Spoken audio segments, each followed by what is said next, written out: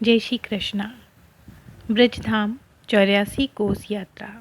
आइए जानते हैं 84 कोस यात्रा और हर व्यक्ति को क्यों करनी चाहिए ये यात्रा। वेद पुराणों में ब्रज की 84 कोस परिक्रमा का बहुत महत्व है। ब्रजभूमि भगवान श्री कृष्ण एवं उनकी शक्ति राधा रानी की लीला भूमि है। इस परिक्रमा के बारे में वाराह पुराण में बताया गया है कि पृथ्वी पर 66 अरब तीर्थ हैं और वे सभी चातुर्मास में ब्रज में आकर निवास करते हैं।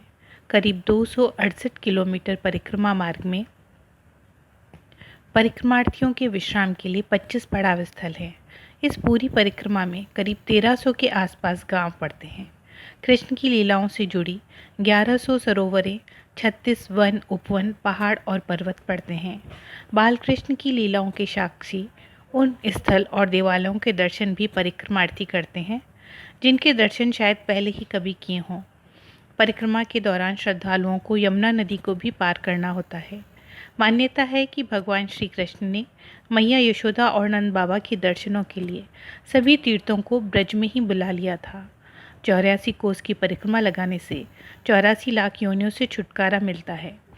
परिक्रमा लगाने से एक एक कदम पर जन्म जन्मांतर के पाप नष्ट हो जाते हैं।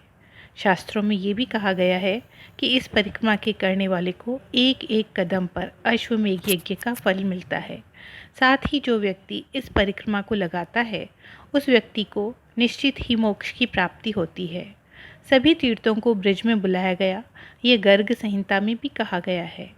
यशोदा मैया और नंद बाबा ने भगवान श्री कृष्ण से 4 धाम की यात्रा की इच्छा जाहिर की तो भगवान श्री कृष्ण ने कहा, आप बुजुर्ग हो गए हैं, इसलिए मैं आपके लिए यहीं सभी तीर्थों और 4 धामों का आवाहन कर बुला देता हूँ।